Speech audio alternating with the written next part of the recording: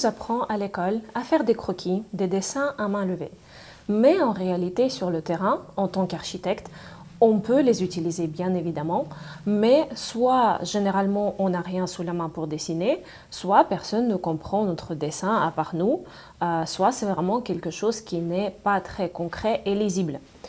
Les clients ont vu tellement d'images sur Instagram et Pinterest qu'ils en sont devenus friands et ils veulent qu'on leur offre beaucoup de visuels sur le projet dès le départ. Vous allez me dire que l'intelligence artificielle peut servir justement à ça, à faire des images très rapidement pour s'imaginer un intérieur. Mais avouons-le, déjà l'intelligence artificielle pour le moment ne sait pas travailler sur des projets concrets de manière digne de ce nom. Et pour l'utiliser correctement, il faut passer des heures et des heures à tester tout un tas d'applications. Pour finir avec une chaise avec 5 pieds au lieu de 4. Croyez-moi, je sais de quoi je parle. Ça ne donne pas une image très professionnelle. Et il se passe la chose suivante. Vous réfléchissez sur le projet, vous allez le présenter au client, mais il n'y comprend pas grand-chose. Pas parce que vous avez mal réfléchi ou vous expliquez mal, mais parce qu'il n'arrive pas à se projeter. Il ne comprend pas de quoi ça aura l'air une fois fini. Et il vous demande des images 3D. Et allez, on a tous vu des images sur YouTube, sur M6 entre autres, sur Instagram, on voit passer des éléments comme ça, où des architectes présentent à chaque fois un concept avec des rendus 3D, soit carrément des visites virtuelles. Et on a tous envie de présenter des belles choses à nos clients, non? Et en tant qu'architecte, le produit final de notre travail, ce n'est pas nos croquis à la main qu'on a fait, même si oui, s'ils sont bien faits, le client peut les garder si vous voulez, mais pas sûr que qui que ce soit le fasse. Le produit final, c'est le projet en soi, le projet fini, réalisé, clé en main. Donc présentez votre projet le mieux possible, présentez votre travail final le mieux possible. Quand on passe nos examens en architecture, on prend soin de notre dossier, on fait tout bien, le dossier est propre, il est super présentable. Pourquoi, en arrivant sur des projets concrets, on oublie de faire tout ça? Parce qu'on a trop de travail à gérer. Alors il faut déléguer à ce moment-là et comprendre que la délégation est votre outil de travail comme votre coach ou votre maître.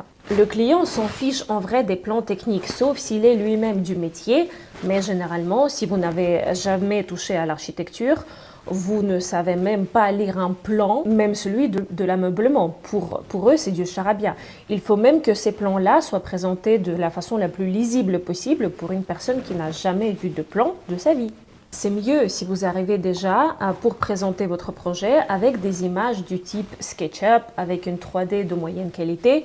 Mais si vous voulez qu'on vous mandate pour un projet, venez comme si vous venez à votre examen d'architecture. Rappelez-vous comment vous avez passé votre examen d'architecture. Et avec de superbes 3D photoréalistes.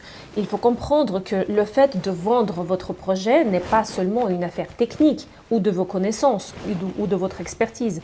Les clients veulent que ce soit beau à leurs yeux, que ce soit pratique pour leur mode de vie. Et la seule façon avec laquelle on accroche n'importe qui pour lui vendre n'importe quoi, ce sont quoi? Ce sont les émotions. Lorsque vous avez un client en face de vous à qui vous venez vendre votre projet, il faut au préalable essayer de voir quel est son sens préféré. Est-ce que c'est le toucher? Est-ce que c'est quelqu'un de tactile? Est-ce que ce sont les odeurs? Est-ce que c'est le visuel ou l'auditif? Mon conseil, venez avec le plus d'éléments représentant chacun de ces sens pour maximiser votre impact et convaincre à coup sûr, pour qu'au moins un de ces sens de votre client soit touché en plein dans le mille.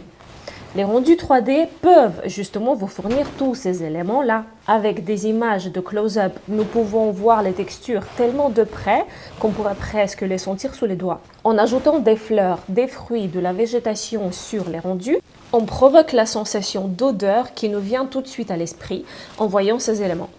L'aspect visuel est bien évidemment la base d'un rendu 3D. La seule chose, c'est l'auditif. Il faudrait que vous improvisiez avec le son. Blague à part, votre voix et l'assurance qu'on ressent de votre voix est primordiale. À quel stade peuvent intervenir justement les rendus 3D? Tout au début, lors de votre proposition. Même si le client ne vous a pas encore payé vos honoraires, et je tiens à mettre l'accent là-dessus. Pour présenter votre projet au mieux et le vendre, pour que le client accepte au final votre projet, investissez au préalable dans les rendus 3D. Au milieu de votre projet, pour s'assurer que vous êtes sur la même longueur d'onde avec le client et que le projet tient toujours la route, les 3D peuvent aussi être utilisés, bien évidemment. Et juste avant la fin du projet, pour confirmer tout ce que vous avez choisi, la moindre décoration, la note finale, pour voir à quoi ressemblera le projet final une fois fini, et en mettre plein les yeux au client quand il verra ses rendus 3D devenir réalité.